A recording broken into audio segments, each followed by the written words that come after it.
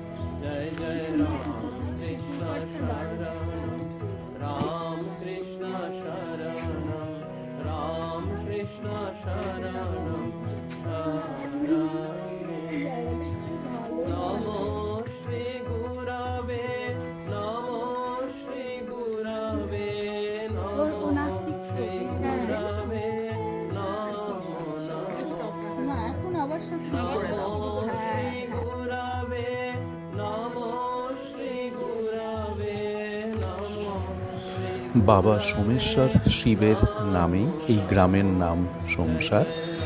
এখানে দুটো নদী সঙ্গম হয়েছে, শালী নদী আর দামোদর নদী। গাছগাছালিতে ভরা সুন্দর জায়গা।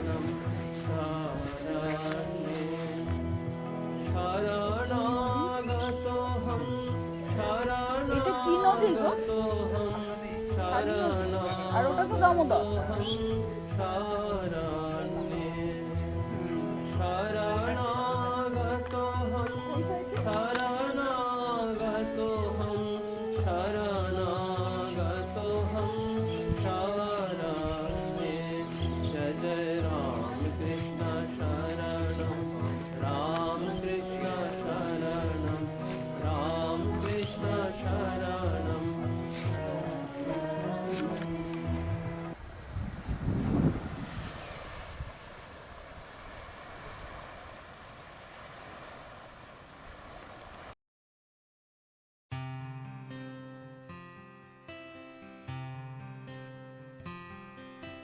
দেখেছো কি তাকে ওই নীল নদীর ধারে, বৃষ্টি পায় পায় তার কি যেন কি নাম, জলে ভেজা মাঠে আকাশে হাত বাড়ায়, মেঘের আড়ালে ভেসে থাকা সেই রংধনুকে চায়। দেখেছো কি তাকে ওই নীল নদীর ধারে, বৃষ্টি পায় পায় তার কি যেন কি নাম, জলে ভেজা মাঠে আকাশে হাত বাড়ায়, মেঘের আড়ালে ভেসে থাকা সেই রংধনুকে চায়। দেখেছো কি তাকে ওই নীল নদীর ধারে।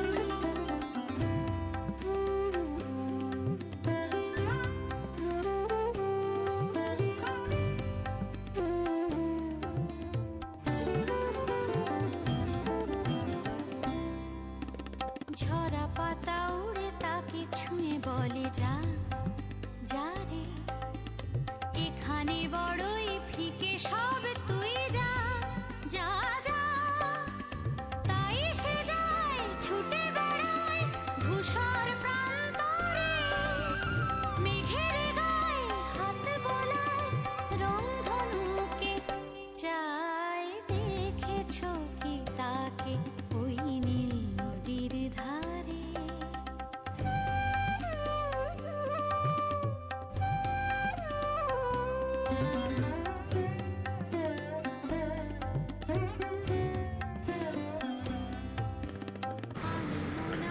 রাজবাড়ির ধ্বংসাবশেষ পুরনো ঐতিহ্যের সাক্ষী বহন করে দাঁড়িয়ে আছে যা হোক করে অনেকটাই ভেঙে গেছে, কিছুটা অংশ রয়েছে।